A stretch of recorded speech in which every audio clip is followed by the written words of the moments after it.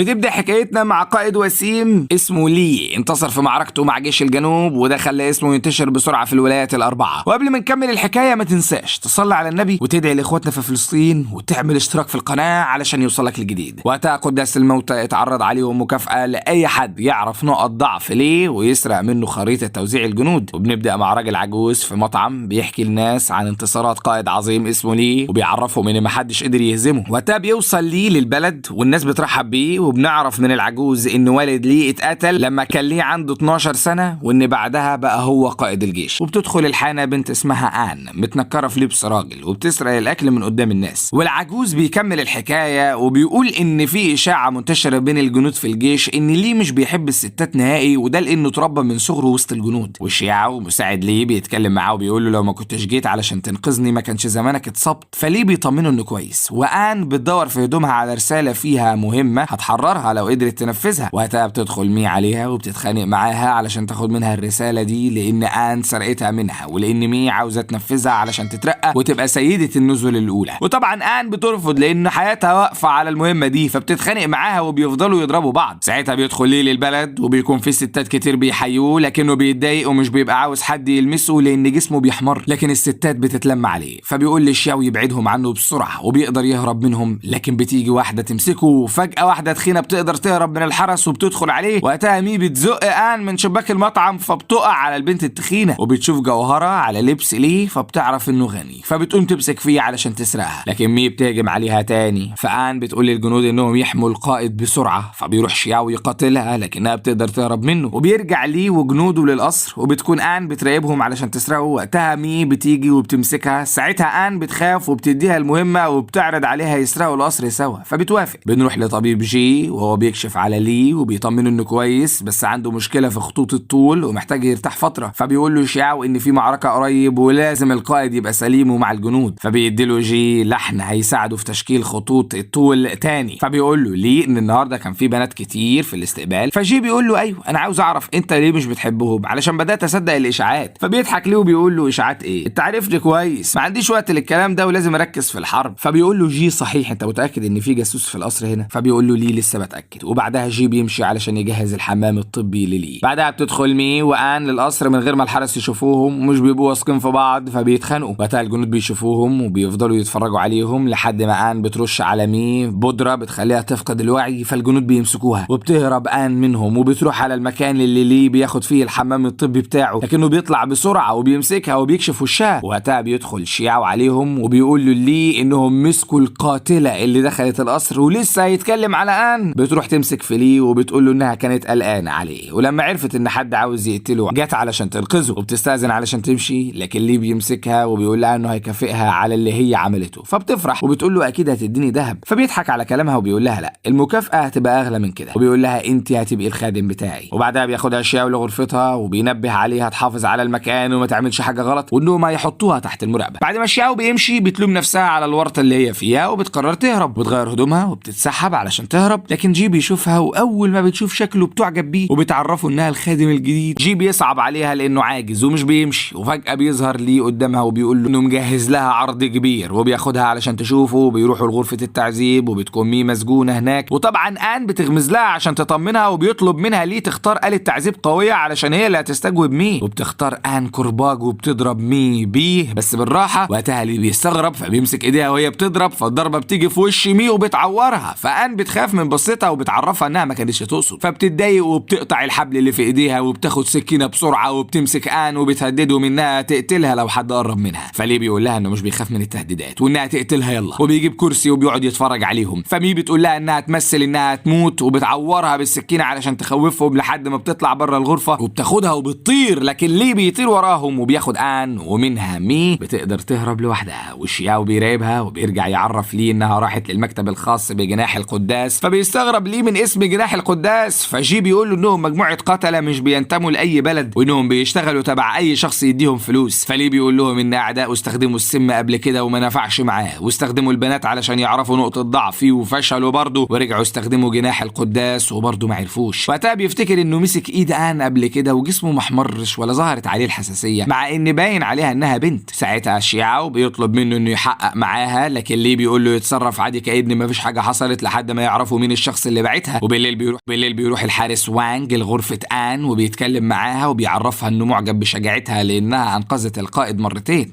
فآن بتبقى مبسوطة وطبعا بيكون مفكرها راجل بيتكلم معاها عادي، فآن بتتضايق منه وبتقفل الباب في وشه. آن بتروح عليها نومة وبتنسى تصحى بدري، فالشاو بيجي يزعق لها وبياخدها وبيروحوا لي. وقتها لي بيطلب منها تساعده تغير هدومه، وبيتكلم لي مع نفسه وهي بتساعده وبيستغرب ان ازاي مفيش حساسية ظهرت عليه، وبيكون عاوز يتأكد انها برضه فعلا بنت. فبيطلب من شياو يجيب بنات للقصر. وقتها آن بتشوفهم وهم داخلين عنده فبتستغرب لانه بيكره البنات، فبتقول لنفسها ممكن ذوقه اتغير ولا حاجة. وبيطلب شياو من البنات انهم يلمسوا ايديه وبتظهر الحساسية، فبيستغرب انها لسه موجودة. وقتها بتكون آن بتغسل هدوم ليه، فبيطلب منها شياو تروح تخدم القائد وهو بياكل، فبتتضايق. فجأة بتدخل عليها مي وبتطلب منها آن تهربها بسرعة من القصر، لكن مي بترفض وبتقول لها ان دي فرصة كويسة انها تسرق خريطة الجنود وهياخدوا مكافأة كبيرة. وبتعرفها انها اكتشفت سر عن لي، وبتقول لها انه مش بيحب البنات لان عنده حساسية منهم، وانها كانت من ضمن البنات اللي هو طلبهم للقصر. واول ما لمسته ظهر على ايده طفح جلدي، وبتقول لها انها ما تتكلمش معاه عن قرب والا هيكتشف انها بنت. فبتعرفها آن انها لمسته قبل كده كتير ومفيش حاجة ظهرت عليه. فبتقول لها مي انه كده مفكرها راجل علشان كده مفيش حاجة ظهرت عليه، وبتطلب منها تتعامل بلطف معاه لحد ما تكسب ثقته وتعرف مكان الخريطة. فبتاخد آن الاكل وبتروح للي، فبيطلب منها تغير هدومها لانه بيحب رجالته يبقى هدومهم نظيفة. فبتتحرج وبتقول له انها هتروح تجيب بقية الاكل. فالشياو بيخبط فيها وبيوقع عليها مية، وطبعا لي هو اللي طالب منه يعمل كده، فبيطلب منها لي تروح تغير هدومها. فبيروح لي وراها، ولما بيشوفها بيستغرب لان باين عليها انها راجل، لكن آن بتكون عارفة انه بيراقبها فبتتظاهر انها راجل علشان يتأكد. وبعد ما لي بيمشي بتقرر انها تنهي المهمة بسرعة لان وجودها في القصر بقى خطر عليها. وبتروح تسأل شياو عن سبب احمرار ايد لي، فبيقول لها ان دي وصفة الطبيب جي بيعملها له علشان تقوي ايده. فبتاخد الوصفة منه وبتروح للي وتتكلم معاه وبتعرفه انه ممكن يدرب الاطفال على القتال علشان لما يكبروا يبقوا قادة اقوياء للجيش. فبيعجب بالفكرة، وطبعا مي بتكون قايلة الان انها تعمل كده مع لي علشان تكسب ثقته. وبالليل بيروح وانج تاني لغرفة آن وبيطلب منها تبقى المعلم بتاعه وانه عاوز يتعلم الشجاعة منها. فآن بتقول له انت يعني عاوزني اعلمك ازاي تبقى راجل؟ بيقول لها ايوه. فبتستغرب وبتقول لنفسها ده باينه عيل مجنون وهيتعبنا، لكنها بتوافق تساعده وبتسأله وانت شاركت في حرب قبل كده؟ فبيقول لها لا، لسه حارس صغير وضعيف ومحتاج تدريبات قوية لسه. فبتفرح وبتقول لنفسها انها ممكن تستغله، وبتسأله عن الحاجات اللي بيحبها وبتكتبها في ورقة، وبتعرف منه انه بيكره الغناء والكلام الكتير وبيحب التدريب. وبتطلب منه ينظف القصر مكانها، ولما بيخلص بيروح لها. فبتقول له خلاص انت خلصت تدريب النهارده. فبيقول لها يعني التنظيف ده هو اللي هيعلمني الشجاعة؟ فين التدريبات؟ فبتقول له ما تستعجلش، انا بختبر صبرك الاول علشان اتاكد انك تقدر تستحمل. فبيقتنع بالكلام. بتروح بعدها لغرفة لي وبتنظفها علشان تبان انها مهتمة بيه. ولي بيقول لشياو يبدا يعلم الاطفال فنون القتال علشان ينضموا للجيش في اقرب وقت. وبيدخلوا لغرفة الاجتماعات بتاعتهم وبيستغربوا انها اتغيرت، وبتكون آن سايبه فيها رسالة ان هي اللي نظفتها. وقتها لي بيتفق مع شياو يروح يخرجها من غرفتها بسرعة لان ده الحل الاخير علشان يتاكدوا فعلا انها راجل. وبعد ما بتخرج بيدخل لي لغرفتها وبيفتش في هدومها وبيتاكد منها انها بنت. وقتها بتكون آن بتدور على خريطة الجنود في غرفة لي، ولي بيشوفها وبيسألها عن اللي هي بتعمله. فبتقوله انها بتدور على كتاب تقرأه لانها مش متعلمة وعاوزة تتعلم القراءة. فبيطلب منها تحضر له بسرعة الاكل. فبتروح للمطبخ وهناك بتقرر انها تخلي لي يشرب لحد ما يسكر علشان يفقد وعيه وتعرف تدور على الخريطة براحتها. ولما بترجع بتطلب منه يشرب لكنه بيرفض وبيقول لها انه ماليش في الشرب، لكنها بتقنعه وبيفضلوا يشربوا سوا، لكنها بتبقى واخدة دواء مش بيخليها تسكر. وشياو بيروح يقول لجي ان لي مشغول مع الخادم الجديد وما بقاش مركز مع الجيش زي الاول، وانه خايف عليه منه لانه اقنعه بالشرب، ودي حاجه ليه عمره ما جربها، وان خايف ان ده ياثر على الحرب. فجي بيقول له انه ما يقلقش وهو هيتكلم معاه. ولي وآن بيسكروا وبيبداوا يعملوا حركات غريبه، وجي بيشوفهم فبيزعل وبيرجعوا يكملوا شرب تاني. وآن بتديله هديه يعلقها في سيفه، وبعدها بتاخده لغرفته ولي بينام. وبتبدا آن تفكر هتعمل ايه، وبتقرب منه علشان تفتشه، فبتلاقي شنطه في هدومه وبتحاول تاخدها وهو نايم، لكنه بيمسكها وبيخليها تنام هي كمان. وتاني يوم بتلوم نفسها ان المفروض ما كانتش ضيعت فرصه زي دي ودورت على الخريطه. والشياو بيدخل عليهم فبيتصدم من اللي شافه وبيخرج بسرعه وبيقول لها ليه ما تقلقش، رجالته ما بيطلعوش كلام بره. لكن شياو بيعرف القصر كله انهم كانوا مع بعض، فبيتضايق ليه منه وبيزعق له. وآن بتسمع الحرس بيتكلموا عليها فبتزعل وبتروح لغرفتها ومش بتطلع منها. وفجاه بيهجم عليها شخص مقنع وبيكون هيموتها. وآن بتشوف علامه على ايده بيهددها انها تنجز المهمه بسرعه والا هيقتلها، فبتشك انه من جناح القداس، لكنها بتستغرب لانه عمرهم ما بيبعتوا مسؤولين ليهم وقت المهام. فبتشك ان ده اختبار من لي، فبتروح تسأل عليه، فبيقول لها جي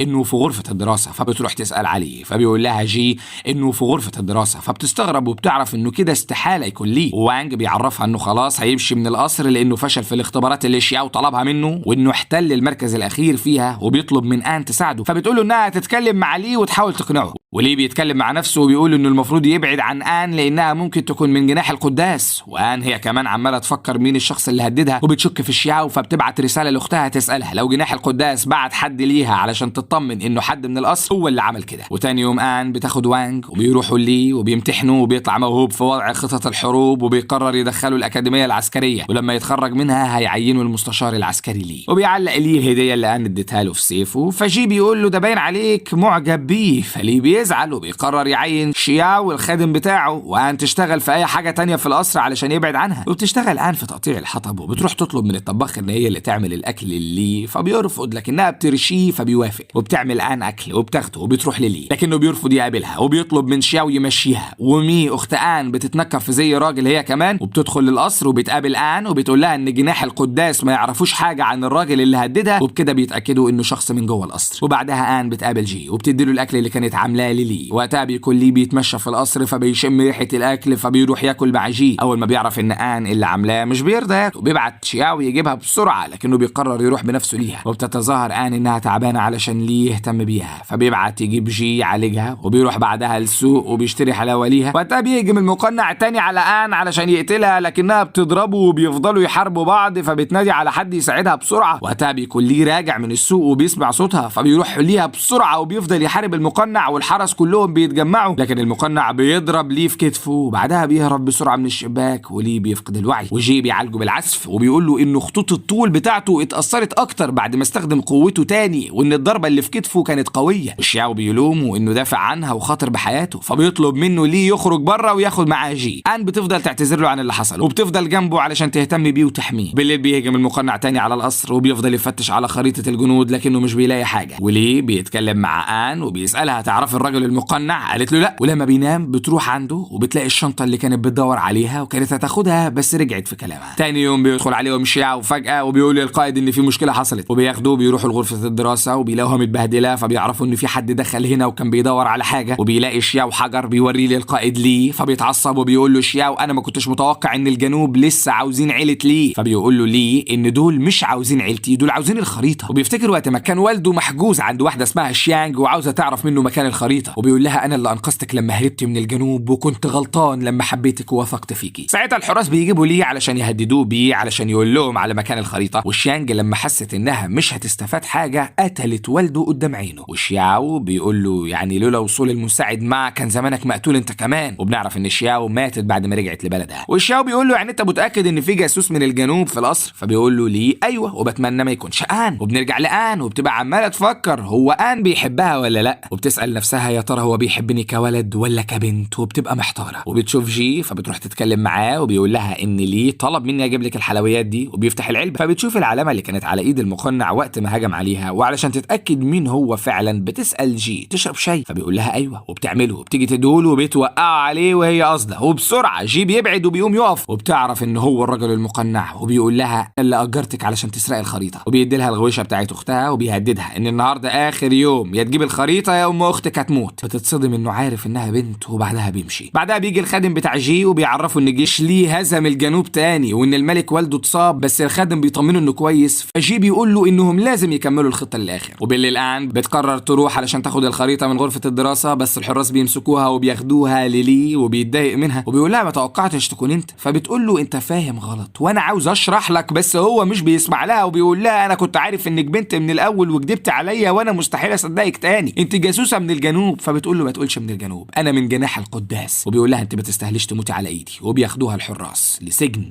وليه بيتعب وبيفقد الوعي. بتفضل ان تنادي على ليه وهي في السجن، لكن فجاه بيجي جي وبيقتل الحراس اللي في زنزانتها، وبيروح يتكلم معاها وبتقول له انت عايش في القصر بقالك سنين، ليه ما عرفتش تسرق الخريطه واجرتني؟ قال لها اصل كنت فاكرك هتنجح، لكن كان باين عليكي انك بتحبيه وطلعتي فاشله. فبتقول له انت اللي فاشل، طول السنين اللي فاتت كنت في القصر وبرضه ما عرفتش توصل لها. فبيتضايق وبيهجم عليها وبيقول لها ما حدش يعرف مكانها غير لي وهيقول لي قريب. فبتقول له انت هتعمل فيه ايه؟ فبيضحك وبيقول لها انت مفكره ان انا كنت بعالجه طول السنين اللي فاتت؟ وبيقرب منها وبيضربها بالسكينه وبياخد دم منها وبيقول لها ان دمك هو اللي هيخلي السم يجري فيه. تفضل تصرخ علشان حد يسمعها وبيسيبها وبيروح للي وبيقول للحرس انا هعزف اللحن دلوقتي ومحدش يدخل علينا. وبيدخل للي وبينيمه علشان يعرف منه مكان الخريطه، بس حبه الان بيخليه قوي وبيتضايق جي من قوته وبيطلع دم ان وبيحطه على الجرس وبيعزف بيه وبيدخل لي فيه وهم في الحرب. وبان بتقعد تعيط على لي لكن فجاه بتدخل اختها عليها وبتنقذها وبعدها بيروحوا بسرعه علشان ينقذوا لي، بس شياو بيمنعهم لكنهم بيضربوهم. بتدخل ان بسرعه وبتقطع وتر الاله اللي بيعزف عليها جي وبتروح تفوق لي، لكن جي بيقول لها انسي عمره ما هيفوق وبيقوم علشان يحاربها وبيحاول انه يقتل لي، لكن ان بتنقذه. بيروح جي يقتلها لكن لي بيفوق وبيضربه. فبيستغرب انه ازاي فاق من الوهم ولي بيبعد ان وبيفضلوا يحاربوا بعض وبيهجم عليه بحركه كانوا اتدربوا عليها مع بعض وبيرجع يهجم عليه تاني وبيطلعوا بره وسط الجنود. فبيستغرب شياو ان جي بيقف على رجله وبيقول للجنود يمسكوه لكنه بيهرب منهم وبيدخل شياو يطمن عليه فبيلاقي ليه مغمى عليه وبيطمن ان انه هيبقى كويس. بتطلع تستنى بره فبيروح شياو يطمنها وبيعرفها ان الطبيب عالجه بقى كويس. فبتقول له انا كده اطمنت عليه وبتعرفه انها ماشيه. فبيقول لها اسمعي الحكايه دي بس وبعدها قرري. وبتعرف ان من يوم ما شيانج قتلت باباه قدامه وهو بيكره الستات وبقى عنده حساسيه منهم الا انت الوحيده اللي فتح لك قلبه. وبترجع ان لغرفتها وبتفك شعرها وبتروح للي وهي لابسه لبس الستات وبتفضل جنبه لحد ما بيفوق وبيكون مستغرب انها جميله كده. فبتتاسف له عن اللي حصل وبتقول له انها اختارت المهمه دي علشان تقدر تنفذها وتتحرر. فبيقول لها انها ما كانتش غلطتك وبيعرفها انه هو غلط كمان لما وثق في جي وبيفتكر وقت ما كان ماشي هو وجي وهجم عليهم ناس وجي دافع عنه وخد السم مكانه وبسبب كده ما كانش بيمشي وكان بيحس بالذنب كل يوم وما توقعش انه هيبقى خاين. وبيعرفها انه مسامحها وبيشكرها انها انقذت حياته وبيديها الشنطه اللي كانت بتحاول تاخدها منه وبيقول لها انها اخر حاجه باقيه له من امي. وبيقول لها انا كنت عارف انك بنت من زمان وكنت بضايقك لانك الوحيده اللي برتاح معاها لما ببقى متوتر. وبيطلب منها تعيش معاه في القصر. وبعدها بتسيبه وبتروح لغرفتها وشياو والحراس بيقفوا على باب ان وبينادوا عليها وفجاه بيشموا ريحه غريبه. وقتها بيجي لي وفي ايده ورد وبيخبط على ان فبتطلع وهي رابطه مناخيرها بمنديل ولما بتشوف الورد بتفكر انه ممكن يكون الحل. فليه مش بيكون فاهم هي قصدها ايه وبتاخد الورد وبتدخل الغرفه وبيقول لي لشياو انا ما اعرفش الورد عجبها ولا لا. قال له لا. فبيبص لها عليه وبيقول له قول انه عجبها. فبيقول له مش الطريقه اللي لازم تعملها علشان تفوز بقلبها وبيدي له كتاب فيه نصايح هتساعده ولازم تعمل جو رومانسي. وبعد ما ان خدت الورد بتوصل للريحه اللي عاوزاها فبتطلع بره تختار اصناف ورد معينه علشان تكمل اللي بتعمله. فبيروح لها ليه وبيحاول يبين لها ان دمه خفيف وبيقول لها انا كنت بتمشى فلقيت حرام الورد. فبتدي له الشنطه بتاعت امه بعد ما جددت الريحه فيها علشان ترجع زي الاول. فبيفرح بيها ليه وبتروح ان معاه علشان تغير له على الجروح اللي في جسمه وبتساله عن اسبابهم. فبيقول لها ان كل جرح من دول كان سبب في حريه بلدي. فبتزعل ان من نفسها لانها كانت هتدمر كل السلام ده. فبيقول لها ما تزعليش انت انقذت البلد باللي عملتيه. وبيقول لها انا محضر لك مفاجاه وبياخدها علشان يوريها لها وبتكون الشجر اللي نفسها فيه وبيعترف لها بحبه لكنها مش بترد وافتكر انها مش بتحبه. فبيقول لها خدي وقتك لكنها بتقطع كلامه وبتقول لها انا كمان بحبك بس كنت خايفه لما تعرف حقيقتي تكرهني. تاني يوم شياو بيروح لها وبيقول لها عاوزك في موضوع مهم. فبتقول له انا اسف جدا انا ولي بنحب بعض. فبيقول لها ما تفهمنيش غلط عشان لي ما يعاقبنيش. فبتضحك ان وبتقول له بهزر معاك وبيتكلموا مع بعض وبيديها الغويشه بتاعت اختها لكن بتبقى مكسوره. فبتقول له دي الغويشه اللي اختي بتحبها. فبيقول لها اتصرف ازاي دلوقتي. فبتعرف انه معجب باختها وبتقول له انها بتحب الحاجات الغاليه دي الذهب الماس. فبيمشي وشياو وهو مش مركز فليه بيوقفه وبيساله مالك. فبيقول له انا بعد فلوسي. فبيقول له ليه. قال له لان ان قالت لي ان الستات بيحبوا الحاجات الغاليه زي الذهب والماس. فبيفكر ليه في حاجه وبيطلب منه يروح يجيب ان. فبيروح شياو ينادي عليها وبتطلع له وبتتفاجئ لما بتلاقي الحراس واقفين قدام غرفتها ومعاهم صناديق كتير وبيعرفها ان ليه عاوزها تبقى مسؤوله عن الفلوس من النهارده. وبتفرح قوي لما بتفتح الصناديق وبتلاقي فيها ذهب كتير. فبتفرح انها بقت غنيه وبيدخل عليها ليه وبيشوفها وهي فرحانه. فبتقول له ان عمر الحاجات دي ما هتبقى اغلى منك. وبتساله انت ليه جايب الحاجات دي دلوقتي. فبيقول لها ان قلبي ملكك يا بخيله. وبعد فتره بتكون ان قاعده تكتب حاجه وبيشوفها ليه فبياخد شياو وبيروح لغرفته وبيفتح صندوق وبيطلع منه هدوم وبيغير لبسه وبيلبس نفس لون هدوم ان علشان يعملوا ماتشنج مع بعض. وبيروح لها وبيقول لها انت ليه لابسه نفس لوني ده باين عليكي كده بتراقبيني. فبتقول لها يا قائدي العزيز انت كنت لابس هدوم التدريب الصبح بالسرعه دي لحقت تغيرها. وبتقول له باين على هدومك انها مكرمشه من ركنه الصندوق وكمان اللون ده بيخلي وشك غامق. فبيضحك شياو عليهم وبيشوفوا ليه. فبيقول له يلا يا فلح نغير الهدوم تاني. وبالليل بيقعد ليه مع ان قاعده رومانسيه وبيتكلموا فيها عن اسامي اولادهم في المستقبل وبيتخانقوا مع بعض على اختيار الاسماء. وتاني يوم بياخدها ليه وبيفسحها وبيقضوا وقت جميل مع بعض وبيشوفهم ليه فبيتضايق والحارس بتاعه بيبلغ بيبلغوا ان جناح القداس جاهزين وهيتحركوا بالليل وانهم هينتقموا له من اللي حصل معاه. فبيقول له جي انا مش بعتمد عليهم، هاخد حقي بنفسي. وساعتها بيكون لي بيشتري هديه الان علشان تفتكروا بيه لو حصل له حاجه. وفجاه بتظهر مي وبتشوفها ان، فبتروح لها وبتقول لها انت عملت لنا مشاكل كتير. لي بيقعد يدور عليها لحد ما بتظهر ان، بيسالها ايه اللي حصل، فبتقول له يلا نروح. بيرجعوا للبيت وبتفضل ان واقفه وفي ايديها ازازه سم، وبتفتكر كلام اختها وهي بتقول لها ان جناح القداس متضايق منها وعرفتها انها حاولت علشان يدوها فرصه تانية ويسامحوها، وبتطلب منها تقتل لي وبتديها سم. وان بتقول لها استحاله اعمل كده، فبتقول لها خلاص ضحي بقى بنفسك علشانه، وبتقرر هي اللي هتقتله. فبتقول لها ان سيبيني اقضي يوم معاه كمان، وبتاخد منه السم وبتقعد تفكر هتعمل ايه وبتفتكر ذكرياتهم سوا. وشياو بيقول لان ان رجاله جي اللي كانوا في القصر ماتوا بس لسه ما يعرفوش هو راح فين. فلي بيقول له عاوز تعرف لي ايه العلاقه بينه وبين جناح القداس. تاني يوم ان بتاخد ليه وبيخرجوا علشان تقضي اليوم الاخير معاه قبل ما تقتله، وبترجع للبيت وبتعمل له اكل وبتكون عماله تفكر في كلام مي. وشياو بيقول لي ان جي وجناح القداس اتعاونوا مع بعض. ساعتها بيطلب من وانج انه يكون جاسوس لي في الجنوب، فبيوافق. وبالليل ان بتحط الاكل لي وبيقول لها انت متاكده انك عاوزاني اكل من ده، وبيبان انه حاسس ان في حاجه، لكنها بتقول له لو مش حلو اجيب لك غيره، لكنه بياكل. بتروح بعدها تقعد على السرير ولي بيروح لها وبيحضنها وبيقول لها انا كنت شاكك انك خاينه لكني حبيتك وسلمت نفسي ليكي. وبعدها بيفقد الوعي. في الوقت نفسه ده بيكون في جاسوس بيراقب اللي بيحصل، وبتطلع له ان وبتقول له روح هات اللي بعتك. وفجاه بيظهر جي وبيقول له ده الواحد ما كانش مصدق ان الحريم بتوع جناح القداس شريرين كده. بيروح معاها علشان يشوف ليه بنفسه، بيحاول يحط حبايه كده في بقه، لكن ان بتقول له احنا بينا اتفاق تاخد الخريطه بس مش روحه. فبيقول لها ما تقلقيش ده علشان يقول مكانها الحقيقي. واول ما بيقرب منه ليه بيفوقوا وبيضربوا ان هي كمان بتضرب معاه وبيمسكوه. وبنعرف ان ان وقت ما حضنت ليه قالت له مثل معايا اللي هعمله لو بتحبني. وبياخدوا جي على السجن وبيطلبوا منه يلغي مهمه جناح القداس، فبيوافق لكن بيشرط عليهم انه ياخد الخريطه. فبيقول له ليه انت في وضع ما يسمحلكش انك تشرط اصلا. فبيقول له يبقى انت مستغني عن ان وتقدر تسالها جناح القداس يقدروا يعملوا فيها ايه. وفجاه جي بيستخدم السم الجنوبي وبيتحول وبيتبخر من المكان، وفجاه بيهجم رجالته على القصر، وشياو بيهجم عليهم هو والحراس، وبيظهر جي تاني وليه بيهجم عليه، لكن جي بيضربه وبياخد ان رهينه وبيطلب منه يجيب الخريطه ويجي لبيته بعد 3 ايام لوحده، والا يبعت له جثه ان على اخر اليوم. وبعدها بيمشي وليه بيفقد الوعي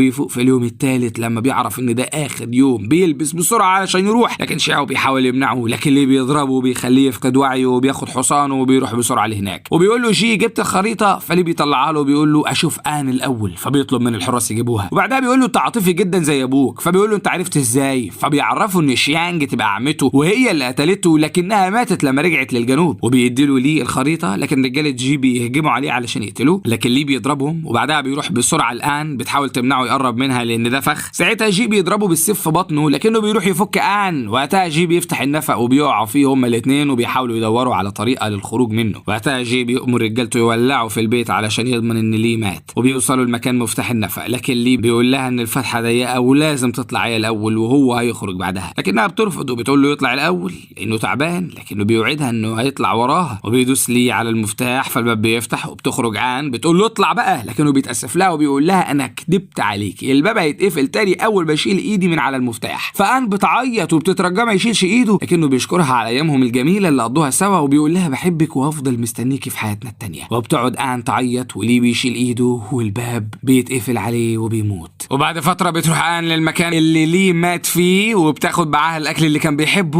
وجي بيجي على القصر علشان يعزف ليه وبيعرف ان مهمتها انتهت وبيديها حجر حريتها. وبعدها بيمشي وبتتمشى وهي في السوق وهي زعلانه على موت ليه، وبتشوف واحد شبه ليه وبتحس انه هو، ولما بتروح له بيكون حد تاني فبيغمى عليها. فمي بتشوفها بترجعها للقصر وبتتكلم مع شياوي انه يخلي باله منها ولو حصل حاجه يبلغها. وجي بيجتمع مع رجالته علشان يستعدوا لاحتلال مملكه ليه وبيجهز جيش قوي. والشياو بيقول لان انت خلاص بقيتي حره تقدري تمشي وتعيشي حياه الريف اللي كان نفسك فيها، وما ينفعش تفضلي حابسه نفسك كده. فبتقول له انها مش متخيله انها تقدر تسيب المكان بالذكريات الجميله اللي كانت فيه. والشياو بيديها رساله كان ليه كاتبها ليها قبل ما تموت، فان بتعيط وهي بتقراها. وبعدها بيروح لغرفه الدراسه وبيتكلم مع ليه وبيقول له انا قلت الان الكلام اللي انت قلته لي وهتمشي، بس انت ليه بتعمل فيها كده؟ فبيقول له هي اتعرضت لمشاكل كتير بسببي وانا داخل على حرب، لو رجعت منها اعيش معاها باقي عمري، ولو مت يبقى هي عارفه من الاول اني ميت. وبيأكد عليه انها مش لازم تعرف، وبيتمنى ليه انه يرجع من الحرب علشان يعيش معاها. وتاني يوم بيتدرب ليه وبتقع الهديه اللي ان كانت معلقاها في سيفه، فبيفتكرها وبيقرر يروح يشوفها قبل ما يروح للحرب. وبياخد حصانه وبيروح للمكان المكان اللي هي عايشه فيه وبيشوفها من بعيد وهي بتروي الشجر، وبيفرح لما بيلاقيها معلقه الهديه اللي كان جايبها لها وبتهتم بيها، وبيرجع تاني للقصر. فبيلاقي رساله من الملك انه يقابل الجيش على الحدود بسرعه، وليه بياخد جيشه وبيتحرك للجنوب. ولما بيجي الليل بيخيموا وسط الجبال، فبيحس ان في حركه غريبه، فبيأمر الجنود يفتشوا المكان. وفجاه بتهجم عليه واحده وبتحاربه وبتقول له احنا تعاهدنا نفضل مع بعض. وبتطلع آن وبيقول لها انت عرفتي امتى اني عايش؟ فبتقول له سمعتك وانت بتتكلم مع الشيعة. وبتقول له هنحارب سوا وهننقذ مملكتنا. فليه بيحضنها. وقتها بتدخل عليه امي وبتتفاجئ آن بيها وبتسالها بتعملي ايه هنا؟ فبتقول لها ما اقدرش افوت لحظه ممتعه زي دي ولازم نهزم الجنوب. والشيعة بيجي وبيبقى مبسوط ان مي هنا وبتاخدها آن وبيروحوا للخيمه. فليه بيقول للشيعة واظن انت مالكش حاجه دلوقتي، كنت زعلان على ان آن اهي جت اهي ومعاها مي كمان يا عم ابسط. وتاني يوم بيستعدوا كلهم وبياخدوا الحصانه بتاعتهم وبيروحوا بسرعه على الحدود. وبيظهر مشهد كده لكبير جناح القداس وهو بيراقبهم وبيكون مجهز لهم فخ. لحد هنا بيكون الجزء الاول خلص، فما تنساش اللايك والسبسكرايب الجميل والكومنت لو عجبك المسلسل. سلام.